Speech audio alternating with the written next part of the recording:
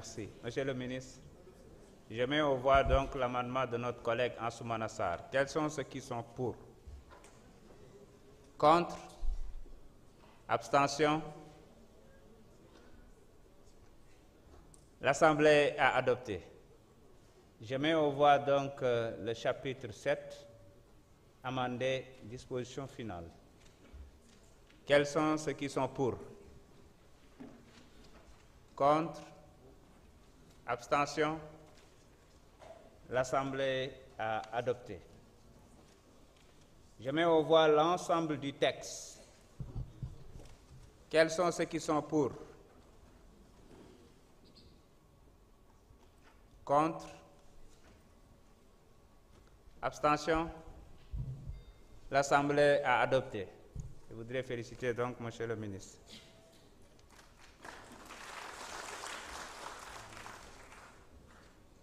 Notre collègue Tafsir Choy demande son droit de réponse car il a cité par le collègue Amadouba, numéro 2. Disposition de l'article 71 du règlement intérieur. Allez-y, honorable.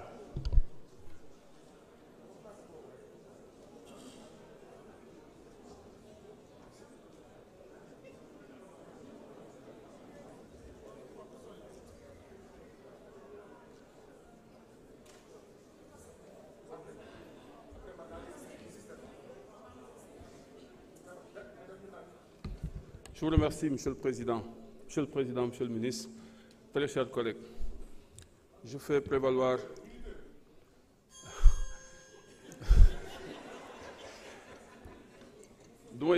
je fais juste prévaloir un droit de réponse parce que bi may wax fii je pense que Amadou suma collègue la suma frère la daf ma tontu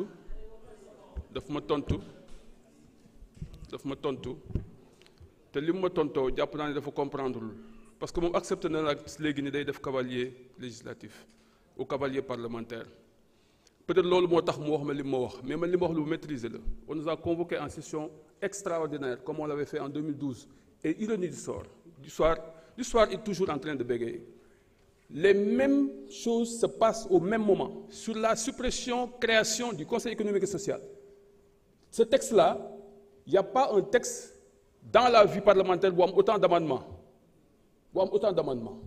Tey jii encore ce texte-là, moi je n'ai jamais vu un texte bu ñu amendé autant.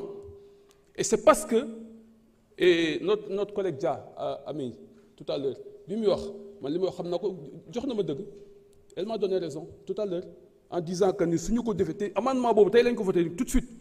Donc ça veut dire quoi? Moi ce que je dis, je veux que les hommes politiques de manière générale ñu bàyyi xel suñu borom ci li ñuy def ku dul sax homme politique parce que il est juste. Parce que li fi xew nii tey jii man gëm naa ni tey jii on pouvait modifier la loi de 2024 là on pouvait la modifier mais tey modifier une loi bi gouvernement bi indi ñoom def nañ 20 amendements n'est-ce pas monsieur le ministre? Aujourd'hui encore c'est combien d'amendements qui ont été ajoutés? Alors si on pouvait modifier la loi tout en restant le personnel bu fa nekk mais il fallait ñu supprimer OFNAC pour que Bassirou Gueye parte. C'est ça la vérité. waaw mais nañ ko assumer ma ni loolu dama ni noo déglu ma s'il vous plaît. dama ni loolu moo xewoon en 2012 moo xewaat en 2025 dama ni loolu xewoon ñun xaaruñu ko woon ci Pastef parce que dañ jàppoon ni ñële bi ñu koy def ñu ne waaye système bi la ñu woon kon xaaruñu woon xaar ñu changer institution pour le départ d'une personne man xaaruma ko woon loolu laa gëm te tey jii encore dans la loi dañu wax ni génn nañ ci fraude génn nañ ci audit mais tey Amadou notre frère Amadou moo ci dugalaat enrichissement illicite te Amadou.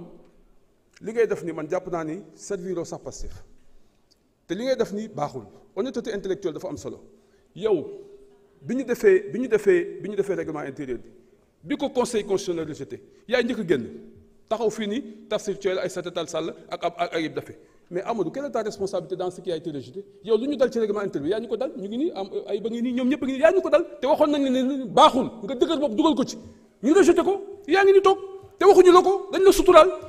bàyyil cavalier boobu lu ñu dal ci règlement intérieur bi Amadou bii la disposition yi fa dugg article 50 c'est lui de wax nañ ko di ko bu ko def mu dëgër bopp mais finalement ñu rejeté ko alors bàyyil loolu c'est-à-dire qu'il faut avoir de l'honnêteté intellectuelle nit ñi bu ñu la suturaalee da nga leen di suturaal nit ñi bu ñu la suturaal da nga leen di jox cër mais taxaw fii di wax naan li ngay lire man ma lire texte yi def samay recherche xam li may wax ñëw taxaw fii wax ko nga ma xamoo li ngay wax loolu yebaate la sax yal na yàlla dolli sutura.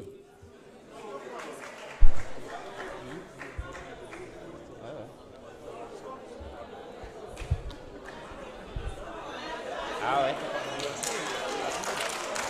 Attention, attention, la demande est faite par écrite.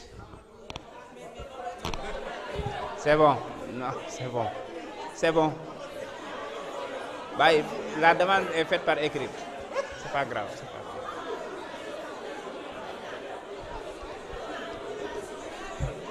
L'incident est clos.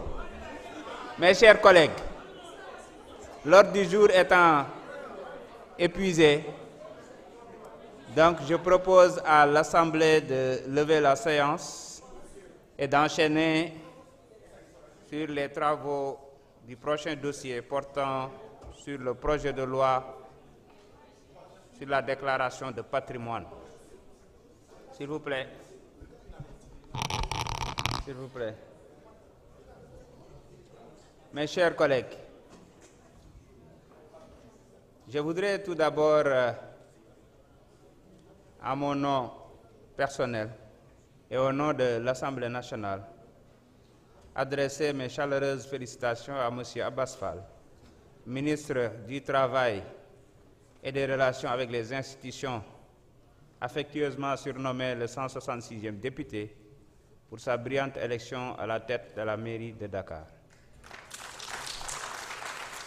Cette victoire consacre non seulement son engagement constant au service du peuple, mais également son dévouement sans faille envers la République et les institutions. Recevez, Monsieur le ministre ou Monsieur le maire, mes vœux les plus sincères de plein succès dans l'accomplissement de vos nouvelles fonctions. Chers collègues, l'ordre du jour appelle l'examen du projet de loi numéro 15-2025 sur la déclaration de patrimoine. J'invite donc notre collègue Yungar John, rapporteur de l'intercommission constituée par la Commission des lois, de la décentralisation, du travail et des droits humains et la Commission des finances et du contrôle budgétaire pour donner lecture du rapport. Merci, Monsieur le Président.